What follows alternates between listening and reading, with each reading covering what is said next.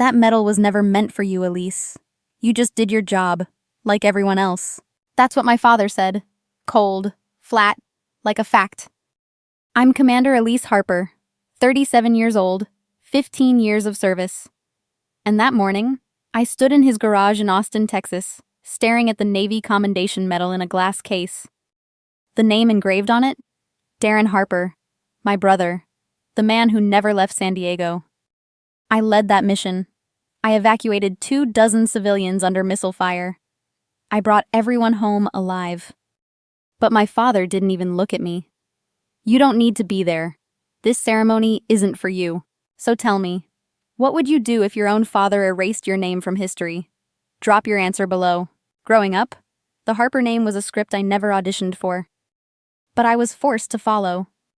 At every barbecue, every church potluck, every Veterans Day parade, it was always the same words. Darren made varsity. Darren's headed to Annapolis. Darren is the future of this family. Nobody mentioned when Darren dropped out of the academy his first year. Nobody said a word when my father pulled strings to make it disappear. They only bragged when he landed a media liaison role in San Diego. No combat, no deployments. Just polished photos and press releases. My dad framed that acceptance letter, like it was the Medal of Honor. And me? I got silence. A pat on the back for Eagle Scout. A nod for my ROTC scholarship. And the day I enlisted, without telling anyone? Nothing. Not a call, not a word. By then, Mom was gone. Cancer took her 2 years earlier. She was the only one who ever looked me in the eye and said, "Elise, you don't have to be like them. Just be you, that's enough." When she died, the story snapped back into place. Darren the heir. Me? The afterthought. I still remember overhearing my father tell a neighbor, "My daughter. Oh, she's doing something with logistics in the reserves, I think." That week, I had just come back from my second deployment in the Middle East. But to him, I was still invisible. I joined the Navy for one reason: structure. Something solid, when everything at home felt like eggshells under boots. I didn't join for glory. Didn't join for a name on a wall. I joined because I needed to breathe somewhere my last name didn't control the air. So I worked. Harder than anyone expected. 15 years. 4 tours. 2 commendations. And one mission no one dares to talk about. Operation Starhold. It wasn't supposed to happen. A contingency plan buried under 6 layers of clearance. But that day, comms went dark off the coast of Djibouti. 2 Allied vessels pinned down. Hostiles closing in. Command scrambled. And I was next in line. Not because of rank. Because of capability. I should have been home. My duffel was packed. Ticket booked. But I said yes. I stepped in as mission lead. We ran black. No signals. No support. I rerouted drones by hand. Stabilized 2 injured sailors with a med kit and a flashlight. And somehow, we got everyone out. 0 casualties. 1 equipment loss. 2 hours ahead of fallback. When we landed, the base commander gave me a nod. "You'll be hearing from Washington," but I didn't. No email. No debrief. Nothing. I told myself it was classified. That's why it stayed quiet. But 3 months later, I saw the photo. A newsletter. Forwarded by a friend from Annapolis. "Congrats to Darren Harper, Commendation Medal recipient for Operation Starhold." My screen froze. My pulse didn't. Darren. The brother who never left San Diego. Shaking hands with a rear admiral. Smiling like he'd done something that mattered. I opened the article. Read every word. Twice. Lieutenant Darren Harper. Commendation Medal recipient for Operation Starhold. For providing critical operational oversight during a high-risk tactical mission overseas. Oversight? The only thing Darren ever oversaw was a PowerPoint deck for a PR meeting. My chest burned. But my hands stayed still. I forwarded the article to my father. No message. Just the link. 2 hours later, his reply. Recognition matters more when it serves the bigger picture. Let it go. Let it go. 3 words that sliced deeper than enemy fire. Not congratulations. Not we'll fix this. Just a command. Like every other command he'd ever given me. And that was it. My name erased. My work rewritten. And the Harper legacy? Polished. Framed. Hung in some VFW hall where Darren would give speeches about bravery he never touched. I didn't push back. Not then.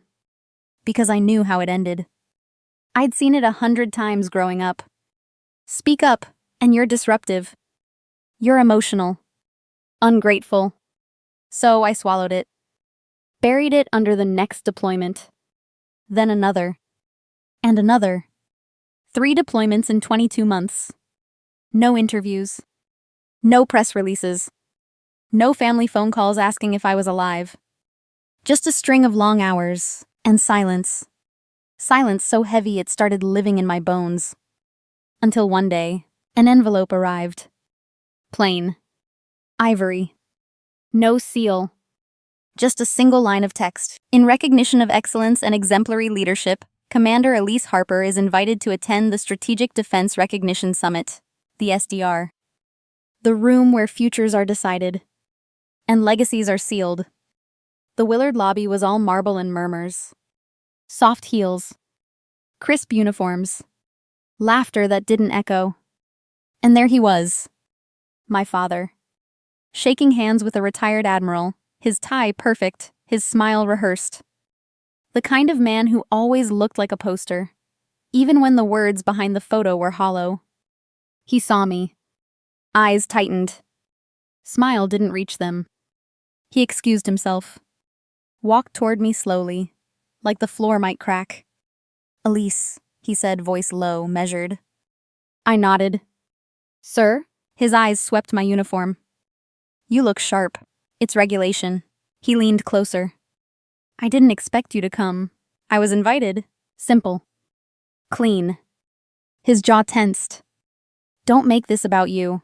The words didn't sting. Not anymore. I held his gaze. I'm not here to make anything about me. I'm here because they asked. He exhaled hard. You could have declined. Quietly. With class. Funny. I'd been quiet for over a decade. Didn't seem to earn me much grace. You don't belong on that stage, he hissed finally.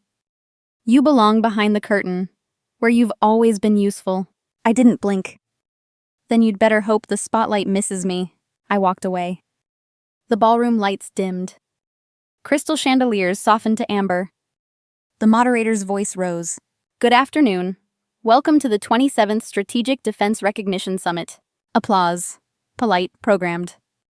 Then her tone shifted. Before we begin, we need to correct an omission.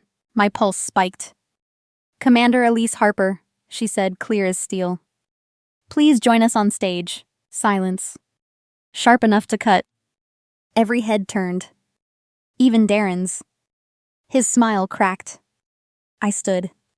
Every step louder than the last. And just like that, I wasn't behind the curtain anymore. The room went still. You could hear a pen drop. Or maybe a legacy cracking. I walked up those stairs slow, steady. Not rushed. Not apologizing. The moderator shook my hand. Then into the mic. For her leadership in Operation Starhold. For saving 2 crews under live threat. Please welcome the actual mission lead. Gasps. A pen clattered somewhere near the front row. I sat down in Darren's chair. Right next to the man who'd borrowed my voice for a decade. He didn't move. Didn't speak. But his ears burned red. And for the first time, I breathed. Full. Free. They didn't clap because I won. They clapped because the lie was over. Later that night, a voicemail from my father. You embarrassed the family. You made things harder. I didn't replay it. Didn't need to. Because I finally understood, harder isn't the same as wrong. Some victories don't sound like cheers. They sound like silence breaking. I didn't come back for revenge. I came back to exist, without asking permission. And now, I do. If you've ever been erased, if you've ever been told to let it go, remember this. You are not background. You are the headline. If this story hit home, subscribe. And tell me in the comments. Type 1 if you've ever been silenced. Type 2 if you're done staying quiet.